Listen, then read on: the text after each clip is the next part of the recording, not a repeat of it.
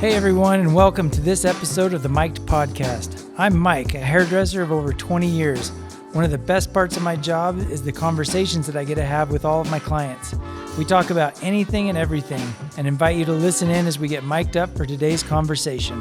On this episode, Eryn joins us in the chair. Eryn is a single mom, but she has found a successful way to co-parent with her ex. She shares with us today how the divorce of her parents led to her being able to co-parent in a positive way. Enjoy. Okay. Well, hello and welcome. I'm so happy you're here. I'm honored. This is going to be great. Well, we're going to just really get into this and we're going to have some fun talking about whatever we end up talking about. Who knows where this will go? That's kind of how it happens every time I walk into the salon and I see you. It's like, what are you gonna who say? knows what's going to come out of your mouth? What are you going to do today, Mike? Well, Are you going to teepee me while I'm getting my lashes done? No. Well, I mean, I could. That would be fun. You have. I mean, yeah, you know, when you're laying down and your eyes are closed and you're getting your lashes done, who doesn't want to put toilet paper over somebody, you know? So how are you doing? Things are good? Yeah, evolving constantly. Life is good? Yeah, something I told somebody one time when they asked me how my week was. I'm like, well, it's a week of growth, however you want to take that. And they said, that sounds like a really positive way to say it was a shitty week. I mean, I guess you can say that. Hey, it's all the words that we choose, the words that we use to tell things. It's like, exactly. It'll change everything. Yeah, so, I mean, growing can be shitty. And so, sure, I could describe it like that, or it's like building muscle, right? It's just kind of a week where I'm really sore. Well, and I think it's an honest way to say it too. So, you know, let's be more honest. Honest in a polite way. Yeah, I want to create more growth in my life, but not more shit. Well, and shitty, you know, I swear just as much as everybody else, but like swearing is sometimes, you know, maybe doesn't make us sound as intellectual as we should be. There you go. So it's a more intellectual way of saying, you know, I'm having a shitty day. Superior. So, that's good. Yeah, it's been a lot of evolution, which is ongoing.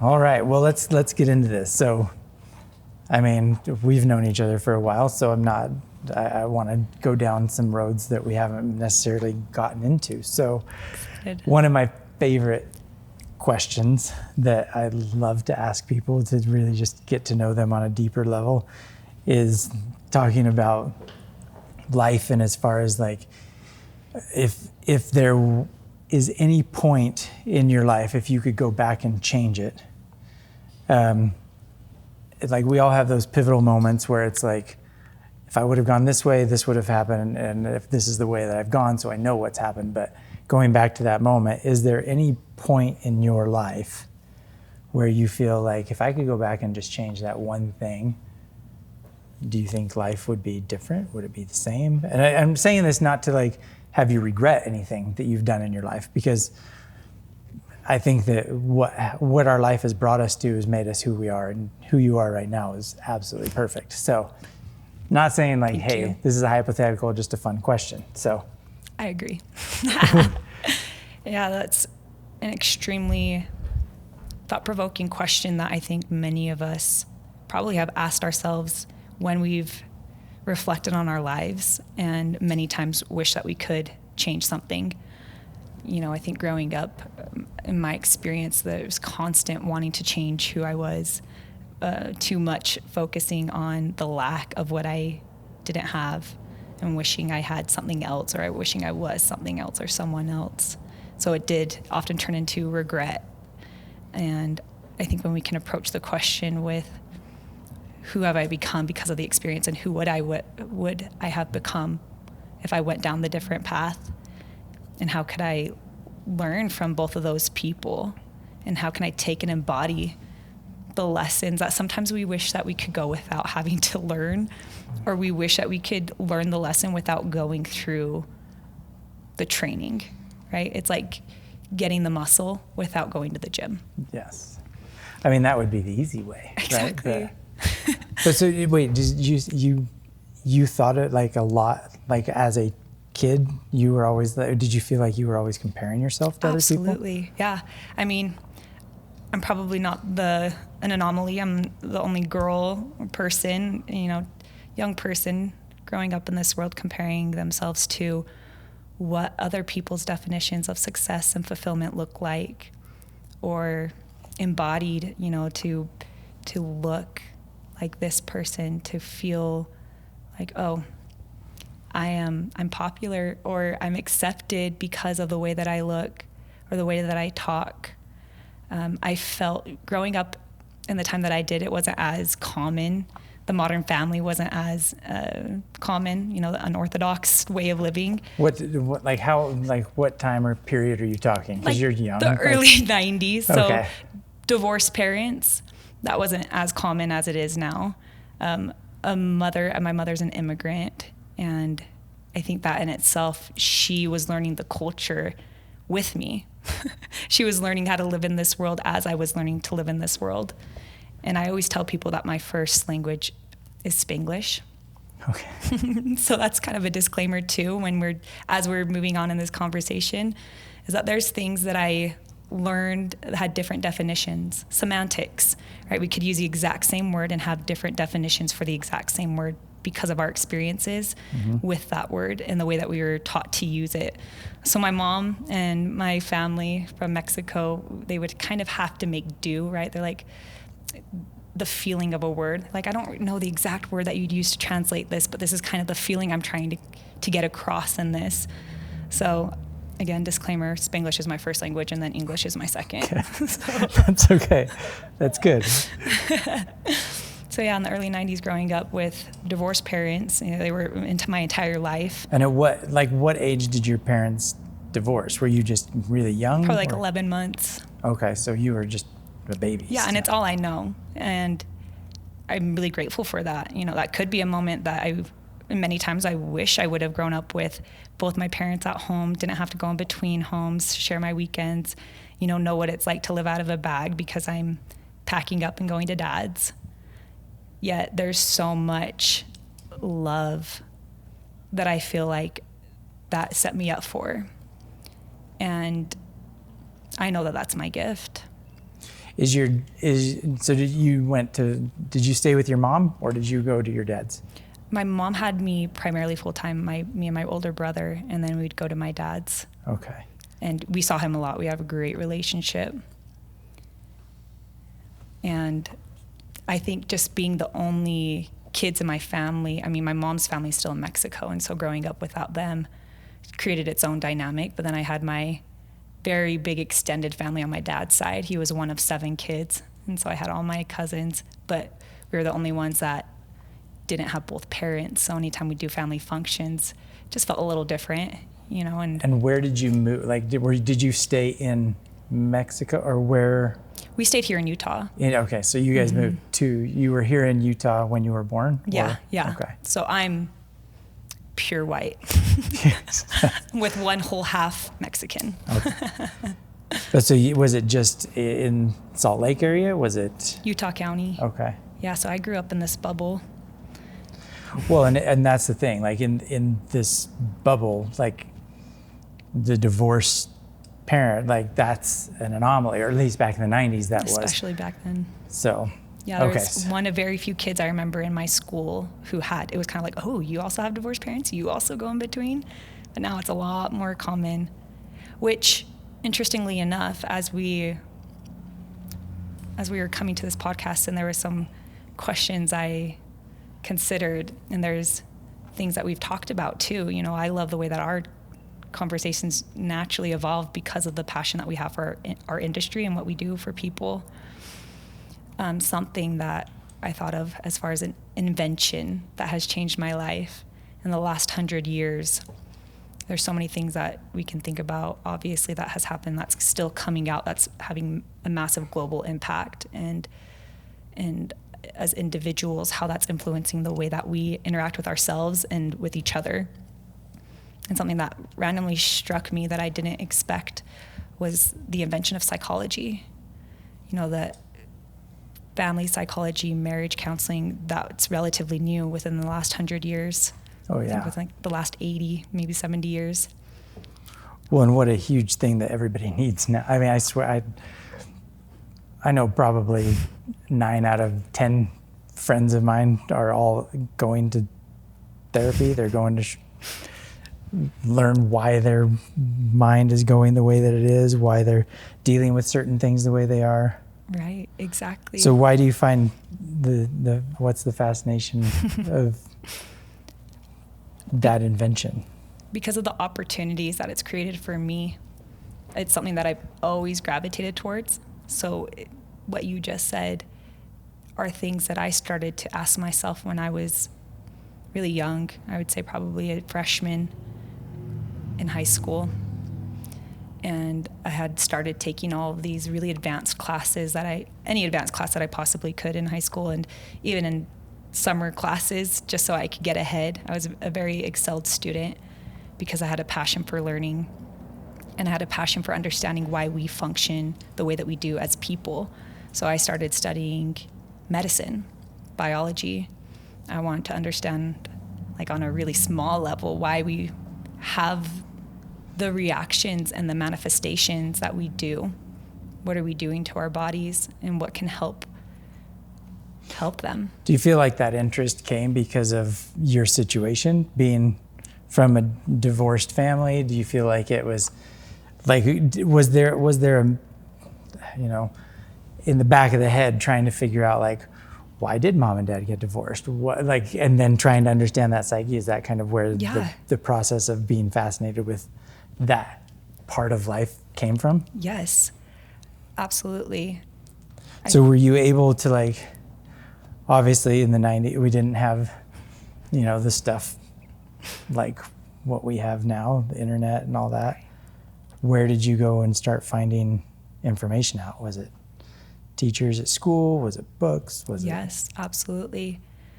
Well, definitely those questions would cross my mind growing up. Was it my fault that mom and dad got divorced? Don't they love each other? I love them both so much. Why couldn't they make it work? And as a child, you having these questions, and your parents are still learning. You have so much compassion for your parents as you become one, and as you age. I saw something recently that said that when you give your parents the grace by understanding that this is their first time living life too, that you understand that we're all learning together. So they did their best to try and communicate what happened to them as a couple to our little brains. And as I grew up and evolved and understood that they were doing the best that they could, I had those questions still, and this understanding that that's not something a little person has to take on. It's not their responsibility. So there was a fascination for, I think, communication. The way that my dad communicated with me, living with my mom primarily, love her so much. Latin fire. Latin women are built different, and I can say that because I am one. So with so much love, they have a fire. So there'd be times I'd call my dad, often crying, trying to make sense of the emotions that I was feeling, all these sensations, and then the way that my mom was communicating it herself.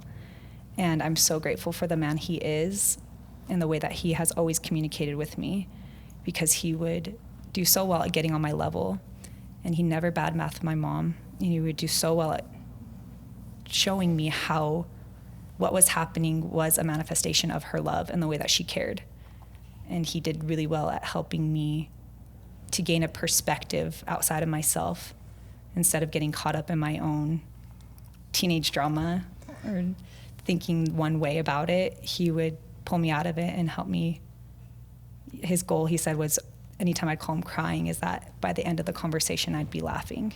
And he still to this day can do that. You're so lucky to have that, because honestly, I know a lot of people that, especially now, getting divorced, and it's like the parents just hate each other and they want nothing. And when the kids go from one house to the other, it really does become a competition of who you like better. Well, I'm gonna show you how much you like me because I am the best. So that's really cool that your dad would actually, one, never say a bad word about your mom, but also two, keep that relationship in the sense of, this is my child. I'm gonna help her and what she needs, And he maintained respect for sure with that, with my mom in mind. And it has benefited me a lot. So yes, it definitely fed my interest for where I ended up going in life. And I think more so because of the examples that I had from them. I think we can all relate to we want better for the future generations, don't we? And that's like why I do what I do. Is my goal is to align leaders, align people with their inherent worth so that we can influence future generations for the better.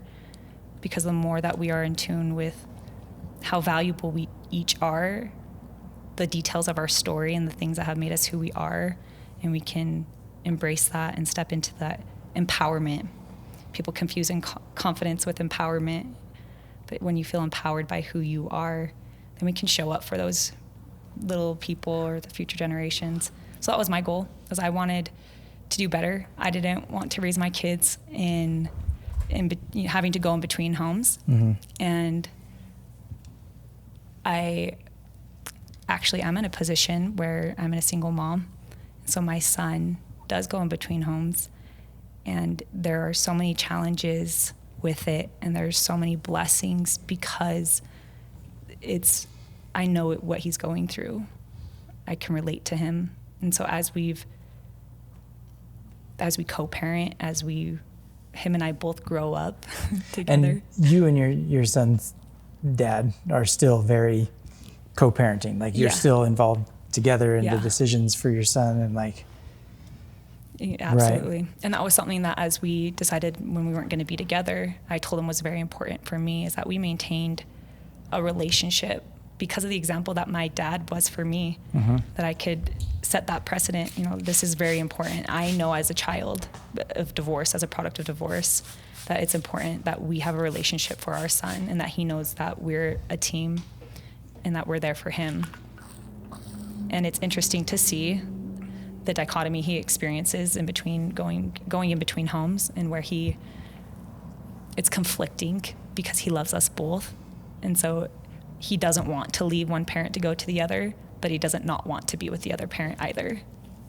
So do you find it hard? Like, I mean, I've been divorced, but we didn't have any kids. And so it's kind of out of the realm of my expertise as far as like having a child and then being separated and trying to move on in a life with another relationship or anything. Like, do you find is it tricky to navigate like, okay, mom's going to start dating somebody else or dad's going to start dating somebody else? And it's like, how do you go about essentially navigating that?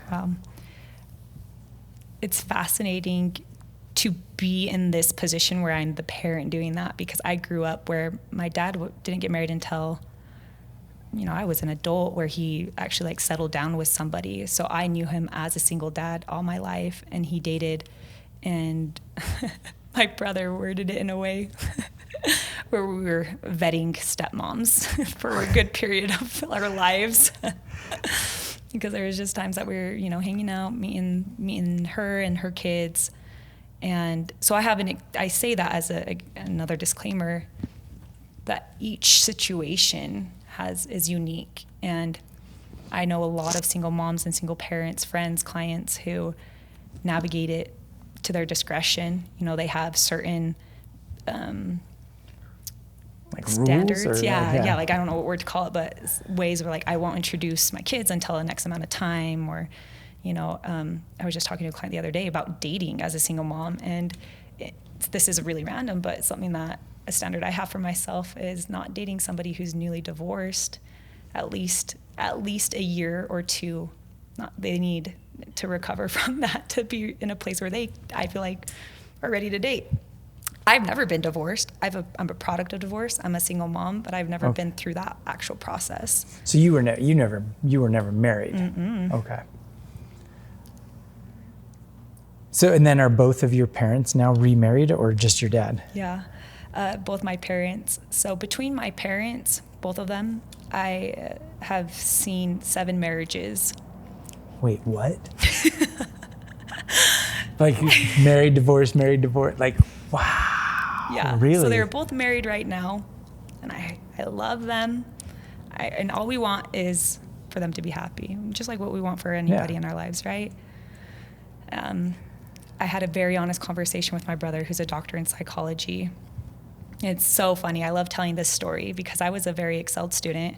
I put myself in those summer school classes to get ahead. I graduated with a 3.9, AP classes. My brother barely graduated high school. He ditched school a lot so he could go snowboarding because we're here by the mountains, Okay. He had to do all those packets. My dad called the school loser's last chance that he had to go to. It's like, you're barely getting by, dude. And he's the one who went on to get his PhD in psychology, 2 masters, and I'm the one who's a cosmetologist. Well, you're a cosmetologist and you're also life coach. Like you truly help a lot of people. Like I've watched your stuff online. Like you really do make a difference to people. One, when you're cutting hair, but also like the information that you give to people, the way that you keep people motivated and encouraged. Like you do make a difference. It's not. Yeah. So don't say you're just a hairdresser either, right. or just a life coach. You are something of value, and you do something that really does bring joy to people's lives. So thank you. There's my pitch right there. That's why it's funny because. Well, but it's this weird standard that people have that, you're just a hairdresser? Yeah, I'm more than just a hairdresser. Exactly.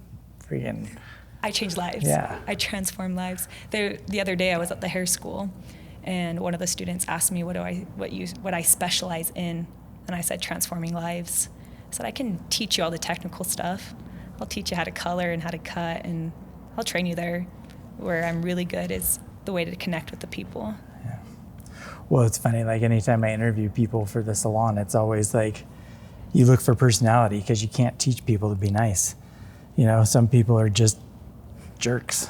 And if they're a jerk, they're not in the right place. Exactly. And that's a huge, again, back to the things that pulled me in the directions that I felt growing up. It's because I wanted to create better. I have a natural love in me, and it's definitely my life lesson, to be burned by so many people who I love. And I say this, I paused because I admit and I know that I've been a toxic person in people's lives also. I've been a human learning and stumbling through this life also. So I know I'm not perfect, and that's just been something that we've all kind of signed up here to be on earth for, is to learn from each other, whatever our beliefs about what life was like before or after this, we're walking each other home, right? And so as much as I am challenged because of, you could say, like the cards that life handed me, I continue to choose to show up in love. Yeah. And I think that's the most important thing in this world. And that's the world according to Eryn Hawes. Yeah. Is that I believe that love is the answer. Love for self, love for others. If we had more of that, I do believe that's a solution. I believe that if we were to diagnose the world with what we're experiencing and our ailments and why things are happening the way it is more than anything, we need each other right now. We are in such a divided time, and this is an invitation for us to show up, to come hand in hand, arm in arm, instead of separating. Well, and I think that's a great lesson that you learned by seeing your parents. Like, here's two people that obviously weren't right together. They separate, but yet they still come back together, and they're like, and apparently they've done that a number of times. Exactly. Are they still, this is crazy, but are they still involved with every one of, like? No. Because how does it work? Your mom was married yes, and twice? Yeah, she's admitted this, and so she's on her 5th marriage. Okay. And my dad's on his 3rd. Oh, his wow. second marriage, his second wife, I should say, they got married twice. Okay. Which it's actually pretty common, surprisingly enough. Right. But, and so, although I have not been through my own marriage, I feel like I am very versed in the area of marriage, and I've witnessed a lot. are you ever open? Like, I mean, Are you open to marriage one day? Yeah, like, is that something that you think about? Or I was a little girl who was like planning her wedding. I have like a time capsule still of like colors I picked out that I wanted my wedding to look like. I was looking at venues at a really young age for who knows what reason. Just every little girl who wanted to get married. And as I've grown up, actually, in full honesty and transparency, before I even had kids, before I got pregnant, I was scared out of my mind to bring kids into this world because of the issues that I saw in my own life and then the issues of the world. Okay. So I grew up wanting to be married and wanting to be a mom more than anything. I seriously would make arts and crafts for my kids when I was like 7 years old. I was naming them at a really young age. And then I grew up and I became aware of potential threats, just fears that we could sit in. What do you mean threats? So anytime this question was posed to me of like, what are you scared of in the world? Or like, what do you see becoming an issue? Or I guess the invention of internet and the phone. Experiencing cyberbullying to the level that I did on MSN Messenger in the early 2000s was enough for me to consider, like, this is just the beginning of technology. This is just the beginning of what we didn't know back then was social media. And so I foresaw more things becoming more prevalent. Okay. So in high school, a huge pivotal moment for me was when this event came. It was called the Be the Change movement. What was that? I attended only because my friend, he said, hey, go tell your teacher that you got invited to go to this, and then you get out of your classes for the day. So I only went because my friend said that we could skip class. So I did. I just went up. It's like, hey, I got invited to that thing that they're doing. And he's like, oh, okay, yeah, just go. So I walk into the auditorium. I didn't know. It wasn't like an announced thing. Just a handful of students were selected to go, not any particular reason. But a graduate of Pleasant Grove who came on to be Miss Pleasant Grove, her platform was this Be the Change movement. So she raised enough funds to bring this to Pleasant Grove for, I think, 3 days. I don't remember how much it cost, but it was a huge thing. And when I walked in, again, didn't know what to expect. They were clapping as I was walking in. And I thought they were making fun of me and like a couple of other people for walking in late, kind of like a shame thing. Oh, yeah. But they were like celebrating us coming in. Like, we're excited to have you here. I'm like, this is so weird. What did you sign me up for?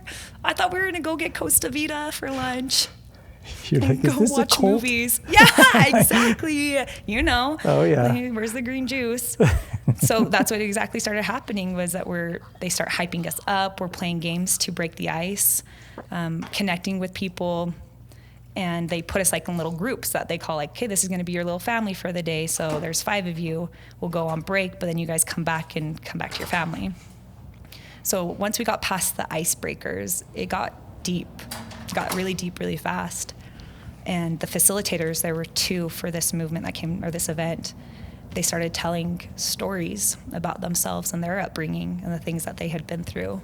It felt very vulnerable.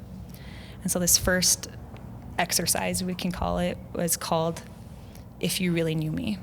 They actually made an MTV movie out of it years later. I don't think that it's still broadcasting, but they made a few episodes, and it was called If You Really Knew Me. Okay. So what would happen? I never watched that. I'll have to go back and see if you can like YouTube it or something. Yeah. They're gonna get all these views now. And they're gonna bring it back. Actually, so I went on to start a club at my high school called the Be the Change Club. Okay. So when the facilitators open that up, that's what they send you back to your families, and they invite you to open up. Like, you walk by these people every single day in the hallways. You walk by people all the time, and you think that you know them based off of your assumptions and your judgments of who they're associated with, what they wear, just whatever you've assigned is their story. When, as you know, everybody has their story. And that's where I started to really realize the impact of creating a space where people can be heard, and tell their stories. So do you remember after that event and then putting that challenge out, do you remember the first person that you went and tried to open up to? The school was so different after then. They changed the culture of our school, at least for the time that I was there. So in our family is when we started to open up, was if you really knew me, you would know this. And then we went back and listened to the facilitators, and they said, that was awesome, but we know that you can go deeper. We know that that's still scary, to be honest, and so you might have opened up, but we're inviting you to go even deeper. So then you go back and you said, if you really, really knew me, you would know. And that was the first time I actually admitted and was able to put words to an eating disorder that I was struggling with back then. Okay.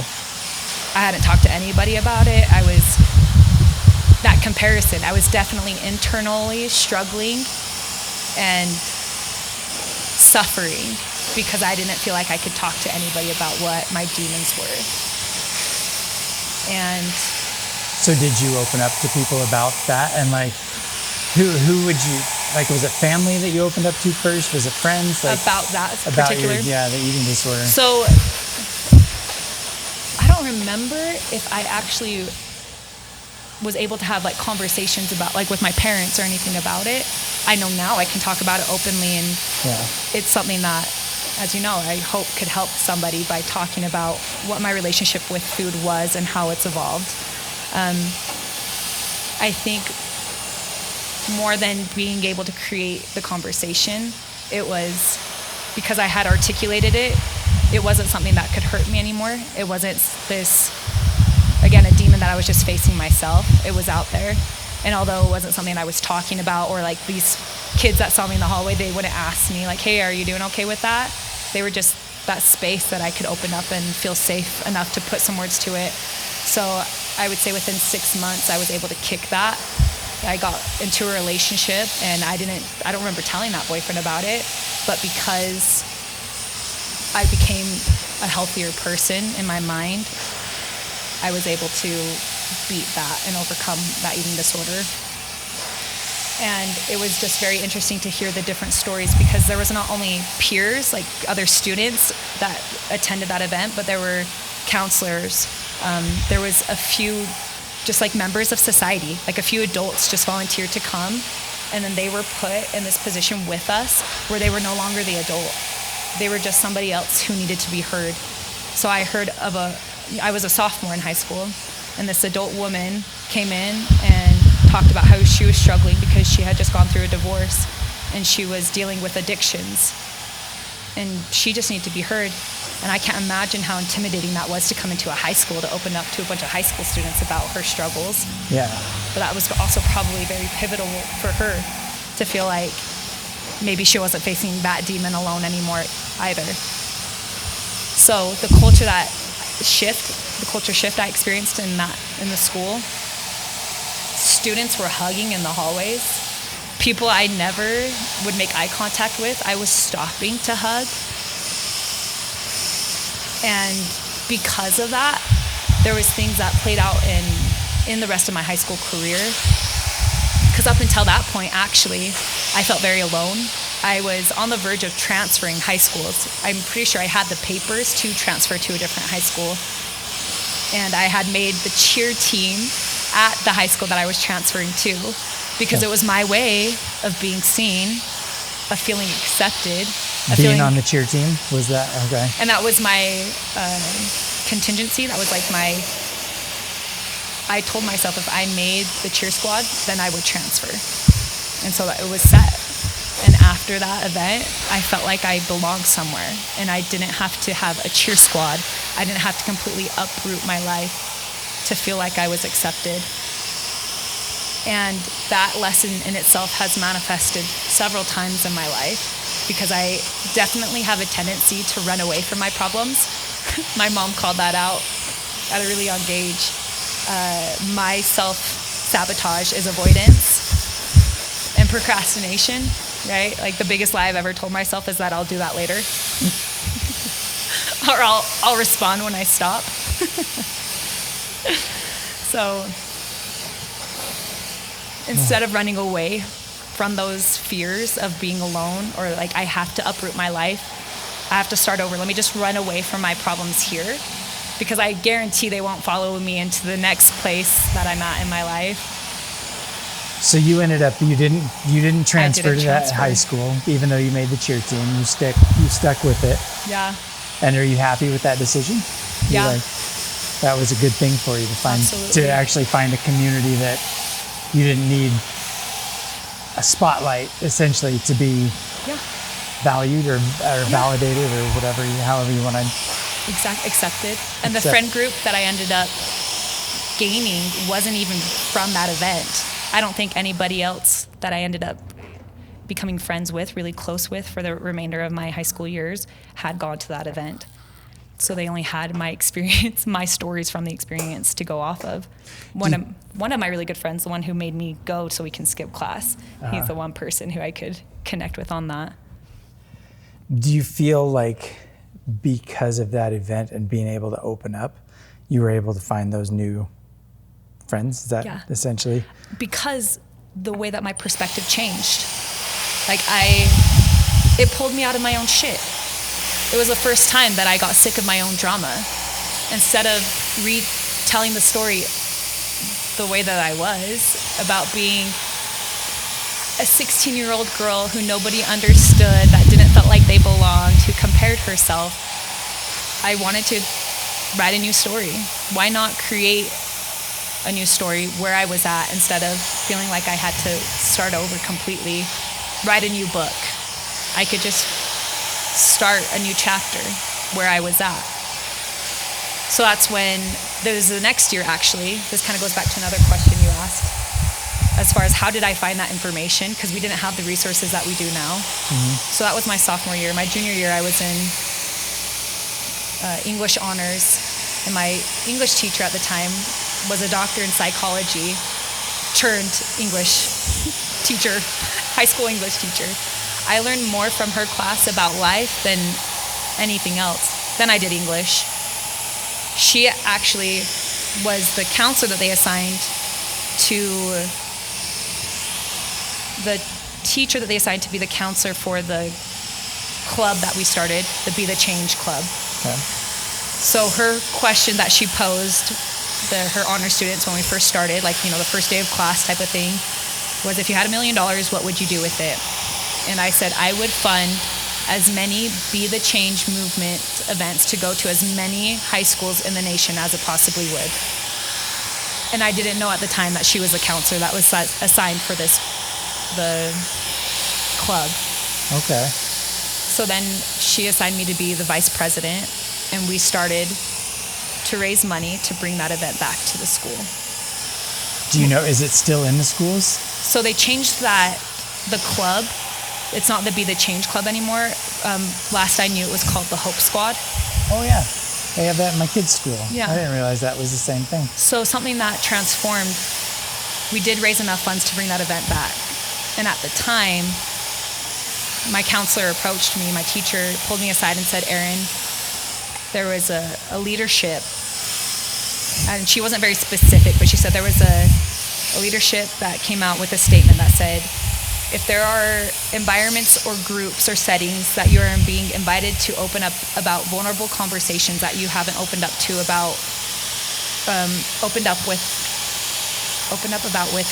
to like a church leader, for example, then that isn't something that you should be participating in. Those conversations should be reserved for somebody in that authority. And she felt like she needed to respect that. So instead of bringing the event back, we started focusing on cyberbullying and the effects of bullying and when it starts. And so we started to go to elementary schools. Is that when are they finding that's when bullying's starting now? I know my kids have had some issues at elementary with people saying, just calling them dumb or calling them, just dumb stuff. But I told you I'd be the one to cry. No, that's okay. It's powerful stuff. I didn't know at that time because I was so focused on being a high school student, trying to make it out, and then focused on helping other high school students feeling like they weren't alone. I hadn't had those conversations yet. And then we were having those conversations. We started sharing videos and slideshows, telling the stories of children, little people, elementary school age kids who were taken to the point where they no longer wanted to be on this planet. And so to hear those stories of unfortunately successful suicides, 8-year-olds, 9-year-olds, 5-year-old attempts. Why are our 5-year-olds wanting to leave this planet so early? So a lot of my own life bringing me to these places where I want people to feel seen and heard and understood. So much of my focus has been on the adults. As a cosmetologist, and as a life coach, I work with a lot of women, and I've wanted to work with women so that I can help remind them of their worth, so they take care of themselves, so that they're the example that these little people need. And man, who knows if the problems that we know we're facing today, the movies that are coming out, the conversations that we're having around so many threats against our children, we need to fight for our children. Yeah. Oh, 100%. That is our most important and valuable commodity is kids. They're the future. And if we're not fighting for them, we're screwing ourselves in the long run, because that is our future. That is. Yeah. So now because you have a son, and how old is he? He's 5. 5? So is this stuff it's crazy, but you have to talk to him about it. You have to talk to him about, unfortunately, you have to talk to kids about suicide. I think we had the conversation about suicide with our oldest daughter when she was 7. Now that I know that that's what Hope Squad is, I'll definitely be pushing, this is my public service announcement, have your kids join Hope Squad. But are you talking to your son about this stuff openly now, or are you waiting? Where are you at as far as teaching him about the lessons that you've now learned in your life through all of your experiences? I think everything you just said is so important for us as parents to be mindful of, is that we get to encourage the communities that are provided for us. So Hope Squad, I'm not sure what the structure of it is and what resources are available, but there's our resources available. And like you're saying right now, as a parent, I believe the biggest resource I have and that I can make available to my son is myself and those conversations. Mm-hmm. So there have been times it's actually taken me, has humbled me and has taken me back, where he has said that he doesn't want to be on this planet. He's used those words. And I've wondered, though, because of the way our movies are, the way that he says it, he's like, I just want to be on this planet. I don't want to be on Earth. I'm like, so where do you want to go? Who do you want to be? And so it's interesting to see at such a young age the ways that he already wants to change his life, why he wishes that he was something, someone, or somewhere else. So I try to hear him out. I ask him questions to understand what he means about that. Well, what do you mean you don't want to be on this planet, babe? Why don't you like this planet? What's wrong with Earth? Because it scared me to hear him say that. I don't think I wouldn't think that he knows what that means. So now, and this might be I don't even know how to word this, but for you've gone through having divorced parents, you yourself are now in a split relationship or whatever, where there's multiple. What do you tell the people that maybe they don't have a parent that's as involved?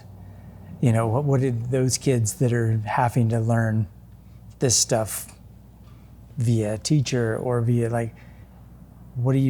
how do you help them? How do you go about saying, hey, look, or as a parent, that's in your situation, how do you show up to help those people that maybe don't have the same resources that your son will have or that my kids will have? Because my kids have both the parents at home. Like your son has you and you're his dad to actually be there to present and help him. What about the other ones? Because I know I've had some clients that have talked about like we don't even have an idea of some of the stuff that's happening in homes, even in our area, let alone around the world. So, yeah, what advice do you have for those kids or the parents that maybe want to do something but don't know what to do? What do you say? Share this episode. I believe it's a matter of being informed and doing something about it and not overcomplicating it. So it could be as simple as sharing this episode, sharing your podcast. And that seems like a very marketing way to answer that question, but it's not intended to be. Yeah. Because what you're doing, what I'm doing, by hosting retreats, by having conversations with our clients, to bring it back. There are so many big issues that we see in the world, and during the apocalypse, when people weren't even allowed to touch each other, we were fortunate enough that by following all the mandates, we were ever put out of business, and I could still create an income as a self-employed single mom. Mm-hmm.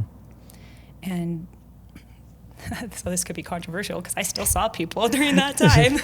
I think there's a lot of people that did, but there's some that didn't, and that's right. And I always thought it was just a joke, that during the Great Depression in the 1920s, that the two industries to thrive were the liquor industry and the beauty industry because people want to feel good, people want to look good. Yet there is some power to that because even during a time when we were allowed to be within proximity of each other, people were desperate to get their hair done. Just a haircut. Mm-hmm. You know how many men and women came in and were like, I tried to do it myself. I tried to have my wife do it, and we did it for so long, but I'm just so desperate for a professional haircut. Well, and it was crazy. Like during the whole COVID thing or whatever, like I have hairdresser friends all over the country that I had some in California that they were like, our mandates basically stated we couldn't work, but I know they were boarding up the front windows and then directing their clients to sneak into the back door or crawl through windows or whatever it took. Like a speakeasy. Because they wanted that feeling of importance, feeling of value. And I hope that that's what hairdressers can bring to the table, is at least giving people some value. Right? Because if it were just a haircut, then you'd be able to get by with the shears and the clippers that you have in your kitchen. Mm-hmm. But it's so much more than that. And so to answer your question, those people who don't have those resources or don't have both parents, or, how do we have these conversations? Have the conversation, talk about it. Something that I thought of when you were asking was to be the adult that you needed when you were a kid. So maybe you're not a parent, maybe you're not an aunt or an uncle, but there are plenty of little people in this world who need love. Yeah. And that's the point that I got to when I was scared to have kids, is that there's plenty of little people who need to be loved. So I'll just go love them. And I'm so blessed and fortunate that I have my son, and we are learning so much with each other and through each other. And I'm grateful that I get to be a resource to him. And I hope by having those conversations with him and by encouraging him to be who he is, that light naturally shines on other people. Well, I like that you said, I like the idea of being the adult or the parent that you wish that you had as a kid. And I had great parents, my parents were wonderful, but there were some times in therapy that I had to go through, and I literally thought that my parents were doing things out of spite for me, when in reality it was out of love. But if I wouldn't have had a parental unit that loved me, could I be that to somebody else? I hope so. Right. So Yeah, I like that. Grass is always greener when it comes to, well, we had great parents, but we were somehow always giving them some critique and feedback, like we could have done it better. Yeah. And until you become a parent yourself, right? You're a perfect parent until you become one. Oh, yeah. In theory. And now that I'm getting into teenage years, I'm starting to learn that she does, my oldest daughter does think that she knows everything. And I'm like, oh boy, you're in for a world of hurt. And I can't remember those people who are saying that now.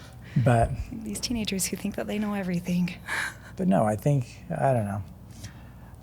I think there is a lot of stuff that's going on, and I think, especially nowadays, we have to talk to our kids and be open and honest with them about everything. And it's crazy because it's past the days of when I was 13, I think the biggest worry that I had is my bike tire flat. I didn't have to worry about all of this other stuff that truly, I remember after sitting and talking to my daughter about suicide, thinking, why am I having to have this conversation with her at this point in her life? She's a baby, but it's a real part of life right now. Right. We saw a lot of it through COVID. That was even worse. And that was what I was going to say. In those conversations that we experienced a lot in COVID, a lot of the rabbit holes and the spirals that I got stuck in, the conversations were about the problem. Let's talk about the problem. So here I am saying, let's have the conversations, but let me be very specific about the way that we have these conversations, because this is coming back full circle. You can talk about how shitty it is, and then you'll continue to see how shitty it is. Mm-hmm. Or we can talk about how much we're growing, and we'll experience more of that. So something that I became very self-aware of and mindful of during that time that we were having conversations with our clients, because we have a lot of influence with our clients. We have a lot of influential clients. So if we can reframe the conversation around the problems to not be about the problem, but be about the solution. One of my mentors said, if you're not a part of the solution, then you're part of the problem. Mm-hmm. And there is always a solution. There's a solution to every problem. So if you really think about it, if there's a solution, there's not really a problem. So too often we're sitting here and we're scared and we're talking about all the problems and why we're facing these issues in the world, about why our children are for sale, why they don't want to be on the planet anymore. And I think if we bring light to the conversations about how we can encourage them, how we can change, being scared about our children being sold, that's very real for me. That's a very real thing I didn't want to experience. And being able to leave a conversation like today, or that we have with our clients, feeling lighter about it and hopeful instead of scared that we can't let our kids go out and be gone for 12 hours like we used to without cell phones or GPS tracking. Having the right communities, like the Hope Squad, wherever you find community is important, because that is the solution to the problems that we're facing, because we are becoming more scared of each other. Well, and so I guess here's the other question that I have. It's because obviously this has been a part of your life for a while now. So for somebody that it's new to, and because those conversations are really scary sometimes to have, especially with a kid. So how do you get past the fear of having an honest, real conversation with a child? Leaning into it. Lean into it? Leaning into it. That's probably my weakness when it comes to, I can have hard conversations and I could be the one to cry on a podcast because I am a self-proclaimed leader in vulnerability. I will be vulnerable first if it creates an invitation for somebody else to be vulnerable. So be the adult that's willing to have the conversation and maybe admit that there are times in your life that you've struggled, or that there's things that are hard, that's what I tell my son, you know, like, Mom, he sees me angry. He sees the very real emotions that come with living, and I'm honest about it. And I apologize where it's appropriate, you know? And so don't rely on the Hope Squad, and don't rely on somebody else to have the conversation for you. If it feels uncomfortable, that's not an invitation for you to find what's easy and comfortable. The discomfort is an invitation to lean into it, because that's where the growth happens. So it might feel like shit, but reframe it to be growth. And then you will experience so much expansion and so much liberation in life. That's awesome. And I look fabulous. Well, thank you. I'm there's a lot. Like, I really am like gung-ho on Hope Squad now. I heard my kids talk about it. I'm like, what is that? But I've never really looked into it, because I'm like, again, and I they're don't like, know where so-and-so's on Hope Squad. Let's go. I'm like, so and thank that's you. where I've had conversations with people that's available, but I know it can be intimidating. So if you're listening to this and you want to talk to somebody about it, it's so easy, because we're all saying we're having these conversations on social media where we're here if you want to talk, reach out if you want to talk.